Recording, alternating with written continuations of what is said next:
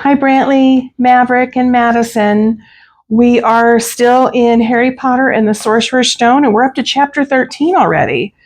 Chapter 13, Nicolas Flamel. Hope you got your book open. Dumbledore had convinced Harry not to go looking for the Mirror of Erised again, and for the rest of the Christmas holidays, the invisibility cloak stayed folded at the bottom of his trunk.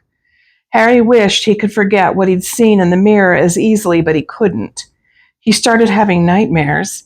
Over and over again, he dreamed about his parents disappearing in a flash of green light while a high voice cackled with laughter. You see, Dumbledore was right. That mirror could drive you mad, said Ron, when Harry told him about these dreams. Hermione, who came back the day before term started, took a different view of things. She was torn between horror at the idea of Harry being out of bed, roaming the school 3 nights in a row, if Filch had caught you, and disappointment that he hadn't at least found out who Nicolas Flamel was. They had almost given up hope of ever finding Flamel in a library book, even though Harry was still sure he'd read the name somewhere. Once term had started, they were back to skimming through books for 10 minutes during their breaks. Harry had even less time than the other two because Quidditch practice had started again. Wood was working the team harder than ever. Even the endless rain that had replaced the snow couldn't dampen his spirits. The Weasleys complained that Wood was becoming a fanatic, but Harry was on Wood's side. If they won their next match against Hufflepuff, they would overtake Slytherin in the house championship for the first time in 7 years. Quite apart from wanting to win, Harry found that he had fewer nightmares when he was tired out after training. Then, during one particularly wet and muddy practice session, Wood gave the team a bit of bad news. He'd just gotten very angry with the Weasleys, who kept dive-bombing each other and pretending to fall off their brooms. "Will you stop messing around?" he yelled. "That's exactly the sort of thing that'll lose us the match. Snape's refereeing this time, and he'll be looking for any excuse to knock points off Gryffindor." George Weasley really did fall off his broom at these words. "Snape's refereeing?" he spluttered through a mouthful of mud. "When's he ever refereed a Quidditch match? He's not going to be fair if we might overtake Slytherin." The rest of the team landed next to George to complain too. "It's not my fault," said Wood. "We've just got to make sure we play a clean game so Snape hasn't got an excuse to pick on us." Which was all very well, thought Harry, but he had another reason for not wanting Snape near him while he was playing Quidditch. The rest of the team hung back to talk to one another as usual at the end of practice, but Harry headed straight back to the Gryffindor common room, where he found Ron and Hermione playing chess. Chess was the only thing Hermione ever lost at, something Harry and Ron thought was very good for her. "Don't talk to me for a moment," said Ron when Harry sat down next to him. "I need to He caught sight of Harry's face. "What's the matter with you? You look terrible." Speaking quietly so that no one else would hear, Harry told the other two about Snape's sudden, sinister desire to be a Quidditch referee. "Don't play," said Hermione at once. "Say you're ill," said Ron. "Pretend to break your leg," Hermione suggested. "Really break your leg," said Ron. "I can't," said Harry. "There isn't a reserve seeker. If I back out, Gryffindor can't play at all." At that moment, Neville toppled into the common room. How he had managed to climb through the portrait hole was anyone's guess, because his legs had been stuck together with what they recognized at once as the leg locker curse. He must have had to bunny hop all the way up to Gryffindor Tower. Everyone fell over laughing except Hermione, who leapt up and performed the counter curse. Neville's legs sprang apart and he got to his feet trembling. "What happened?" Hermione asked him, leading him over to sit with Harry and Ron. "Malfoy," said Neville shakily. "I met him outside the library. He said he'd been looking for someone to practice that on." "Go to Professor McGonagall," Hermione urged Neville. "Report him." Neville shook his head. "I don't want any more trouble," he mumbled. "You've got to stand up to him," Neville said. "Ron. He's used to walking all over people, but that's no reason to lie down in front of him and make it easier." There's no need to tell me I'm not brave enough to be in Gryffindor. Malfoy's already done that, Neville choked out. Harry felt in the pocket of his robes and pulled out a chocolate frog, the very last one from the box Hermione had given him for Christmas. He gave it to Neville, who looked as though he might cry. You're worth 12 of Malfoy, Harry said. The Sorting Hat chose you for Gryffindor, didn't it? And where's Malfoy? In stinking Slytherin. Neville's lips twitched in a weak smile as he unwrapped the frog. Thanks, Harry. I think I'll go to bed. Do you want the card? You collect them, don't you? As Neville walked away, Harry looked at the famous wizard card. Dumbledore again, he said. He was the first one I ever... He gasped. He stared at the back of the card, then he looked up at Ron and Hermione. I found him, he whispered. I found Flamel. I told you I'd read the name somewhere before. I read it on the train coming here. Listen to this.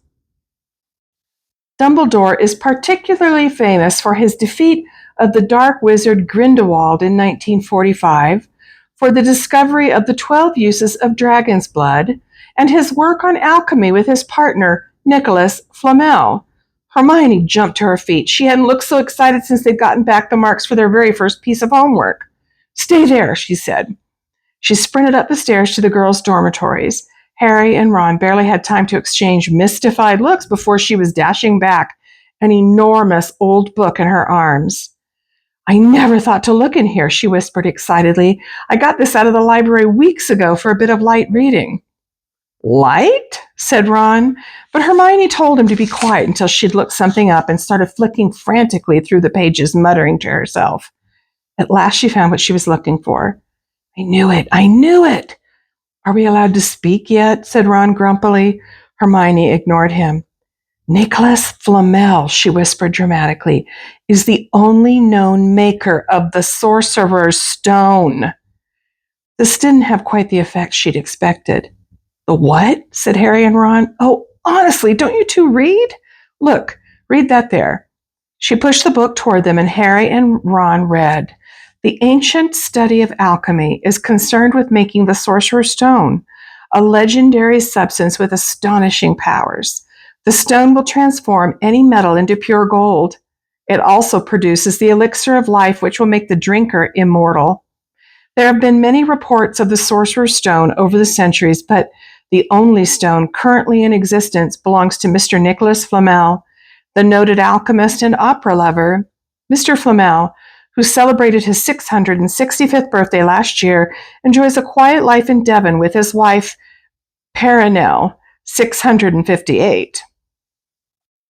See, said Hermione, when Harry and Ron had finished, the dog must be guarding Flamel's Sorcerer's Stone. I bet he asked Dumbledore to keep it safe for him because they're friends and he knew someone was after it. That's why he wanted the stone moved out of Gringotts. A stone that makes gold and stops you from ever dying, said Harry. No wonder Snape's after it. Anyone would want it. And no wonder we couldn't find Flamel in that study of recent developments in wizardry, said Ron. He's not exactly recent if he's 665, is he?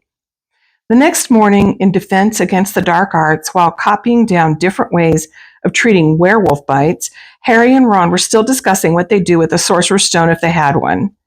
It wasn't until Ron said he'd buy his own Quidditch team that Harry remembered about Snape and the coming match. I'm going to play, he told Ron and Hermione. If I don't, all the Slytherins will think I'm just too scared to face Snape. I'll show them. It'll really wipe the smiles off their faces if we win. Just as long as we're not wiping you off the field, said Hermione.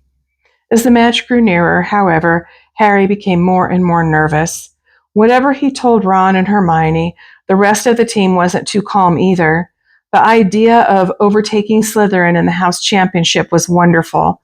No one had done it for 7 years, but would they be allowed to with such a biased referee? Harry didn't know whether he was imagining it or not, but he seemed to keep running into Snape wherever he went. At times, he even wondered whether Snape was following him, trying to catch him on his own. Potions lessons were turning into a sort of weekly torture. Snape was so horrible to Harry. Could Snape possibly know they'd found out about the Sorcerer's Stone? Harry didn't see how he could, yet he sometimes had the horrible feeling that Snape could read minds. Harry knew when they wished him good luck outside the locker rooms the next afternoon that Ron and Hermione were wondering whether they'd ever see him alive again. This wasn't what you'd call comforting. Harry hardly heard a word of Wood's pep talk as he pulled on his Quidditch robes and picked up his Nimbus 2000. Ron and Hermione, meanwhile, had found a place in the stands next to Neville, who couldn't understand why they looked so grim and worried, or why they had both brought their wands to the match. Little did Harry know that Ron and Hermione had been secretly practicing the leg locker curse. They'd gotten the idea from Malfoy using it on Neville and were ready to use it on Snape if he showed any sign of wanting to hurt Harry. Now, don't forget, it's locomotor mortis, Hermione muttered as Ron slipped his wand up his sleeve. I know, Ron snapped. Don't nag. Back in the locker room, Wood had taken Harry aside. Don't want to pressure you, Potter, but if we ever need an early capture of the snitch, it's now. Finish the game before Snape can favor Hufflepuff too much. The whole school's out there, said Fred Weasley, peering out of the door. Even, blimey, Dumbledore's come to watch. Harry's heart did a somersault. Dumbledore, he said, dashing to the door to make sure. Fred was right. There was no mistaking that silver beard. Harry could have laughed out loud with relief. He was safe. There was simply no way that Snape would dare to try to hurt him if Dumbledore was watching. Perhaps that was why Snape was looking so angry as the teams marched onto the field, something that Ron noticed too. I've never seen Snape look so mean, he told Hermione. Look, they're off. Ouch! Someone had poked Ron in the back of the head. It was Malfoy. Oh, sorry, Weasley, didn't see you there. Malfoy grinned broadly at Crabbe and Goyle. Wonder how long Potter's going to stay in his broom this time. Anyone want to bet? What about you, Weasley? Ron didn't answer. Snape had just awarded Hufflepuff a penalty because George Weasley had hit a bludger at him. Hermione, who had all her fingers crossed in her lap, was squinting fixedly at Harry, who was circling the game like a hawk looking for the snitch.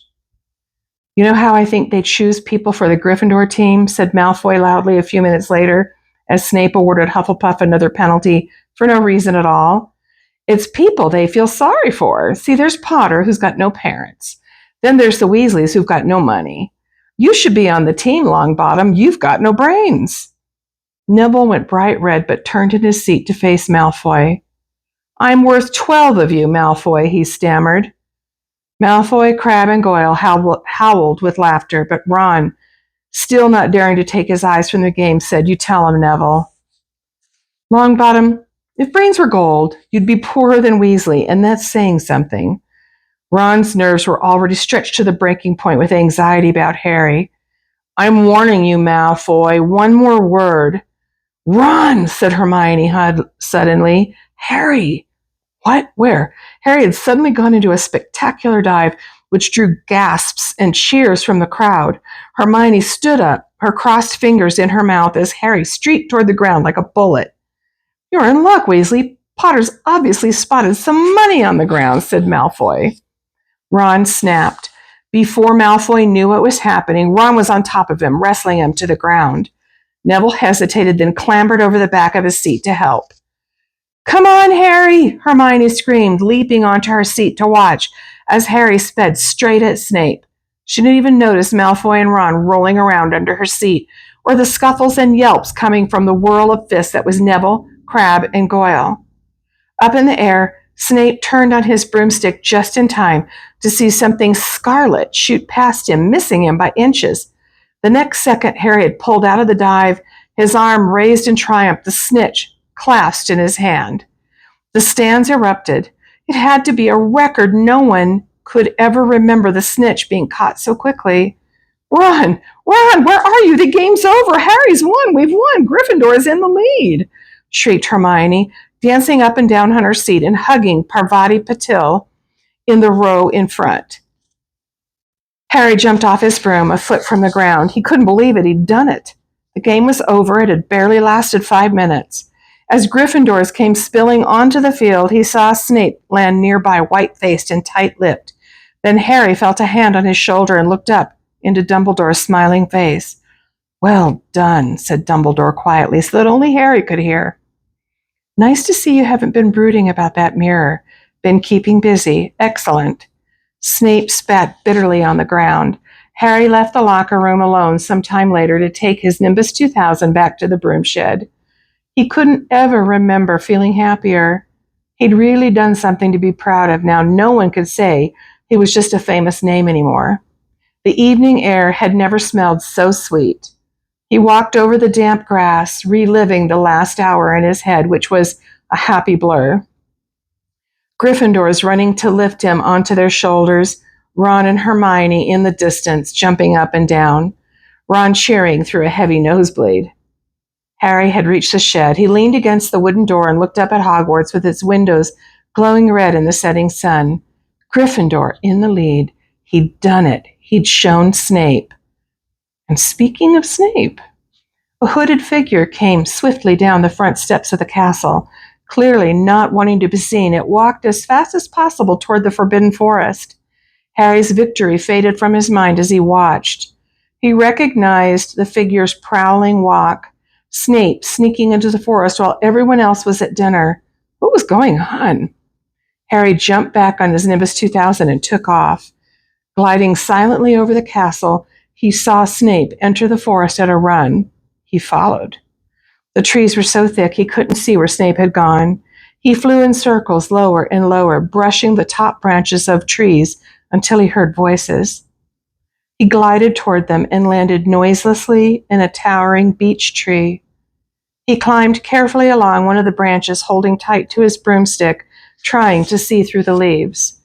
Below, in a shadowy clearing, stood Snape, but he wasn't alone. Quirrell was there too. Harry couldn't make out the look on his face, but he was stuttering worse than ever. Harry strained to catch what they were saying. Don't know why you wanted to meet me here, of all places, Severus. Oh, I thought we'd keep this private, said Snape, his voice icy. Students aren't supposed to know about the Sorcerer's Stone, after all. Harry leaned forward. Quirrell was mumbling something. Snape interrupted him. Have you found out how to get past that beast of Hagrid's yet? But Severus, You don't want me as your enemy, Quirrell, said Snape, taking a step toward him. I know, I don't know what you know perfectly well what I mean. An owl hooted loudly and Harry nearly fell out of the tree. He steadied himself in time to hear Snape say, Your little bit of hocus pocus. I'm waiting. But I don't. Very well, Snape cut in. We'll have another little chat soon when you've had time to think things over and decided where your loyalties lie. He threw his cloak over his head and strode out of the clearing. It was almost dark now, but Harry could see Quirrell standing quite still as though he was petrified. Harry, where have you been? Hermione squeaked. We won, you won, we won, shouted Ron, thumping Harry on the back, and I gave Malfoy a black eye, and Neville tried to take on Crabbe and Goyle single-handed. He's still out cold, but Madame Pomfrey says he'll be all right. Talk about showing Slytherin. Everyone's waiting for you in the common room. We're having a party. Fred and George stole some cakes and stuff from the kitchens. Never mind that now, said Harry breathlessly. Let's find an empty room.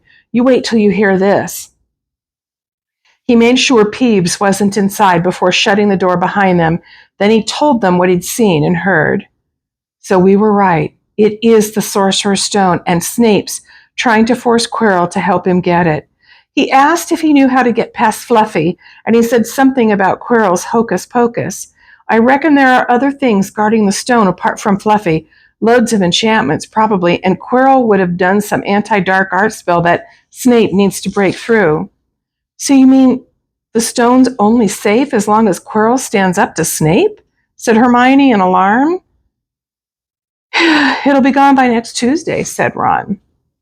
That's the end of chapter 13. Hope you enjoyed reading that with me. I'll see you next time.